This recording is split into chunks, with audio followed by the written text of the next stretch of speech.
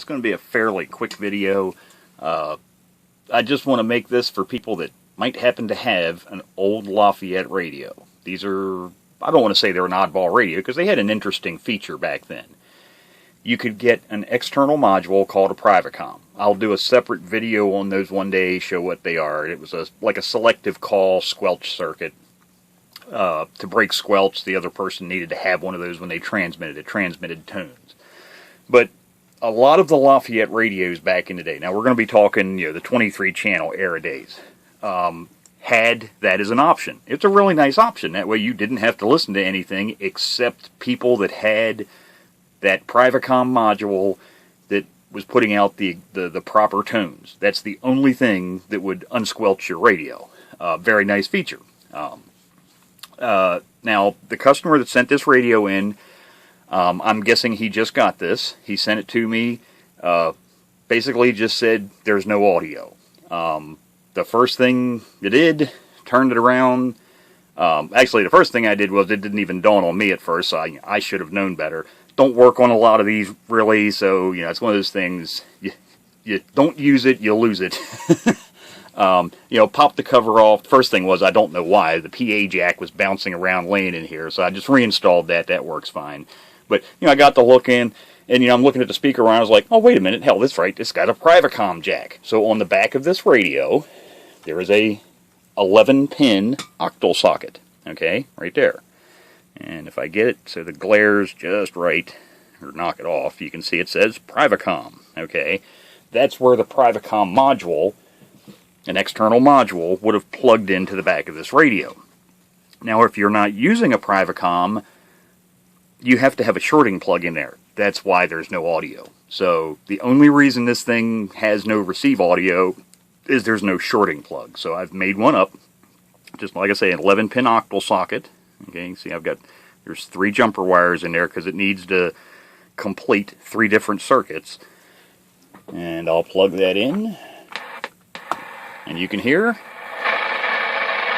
there's sound. So that's all it was. So if you ever get yourself an old Lafayette radio, they're nice old radios. If you don't need to go above channel 23, hey, this is a perfect radio for you. Good, good radio. Any of the old Lafayettes. They were really, actually any of the old radios, period, didn't have to be Lafayette. But Lafayette made really nice radios, built like a tank. This is a model 625. This is actually an A version. I mean, it says 625 there, but if you look at the serial number sticker here, you can see it's actually the A version.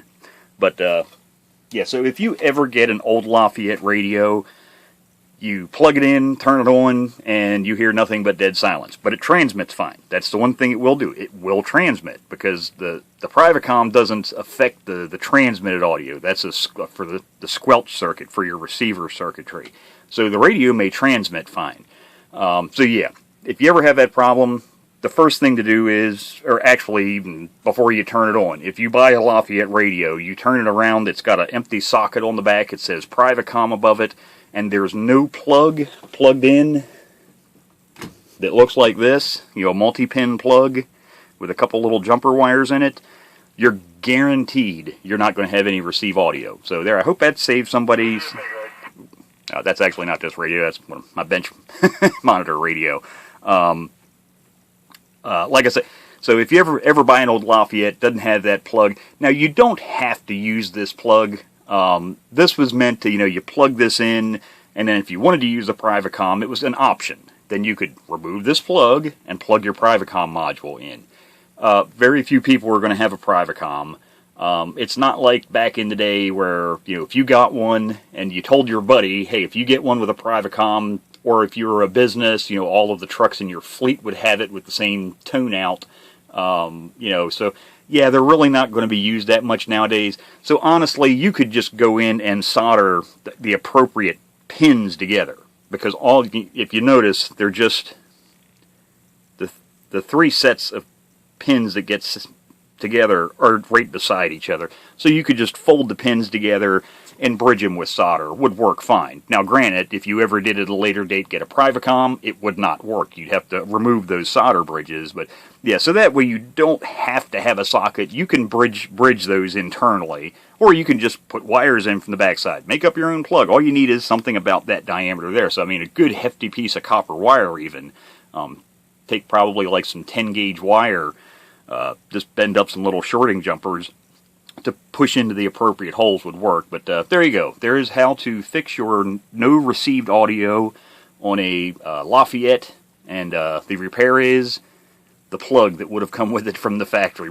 So that's one thing I might not have mentioned. When you bought one of these radios, it came with this plug.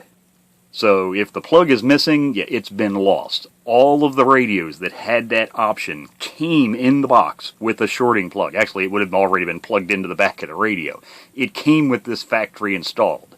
So there you go. Hope that helps somebody out, and might save, like in the case of this customer, might save somebody else from having to send the radio out to be repaired, only to find out that, yeah, it was just a missing factory plug that was missing off the backside.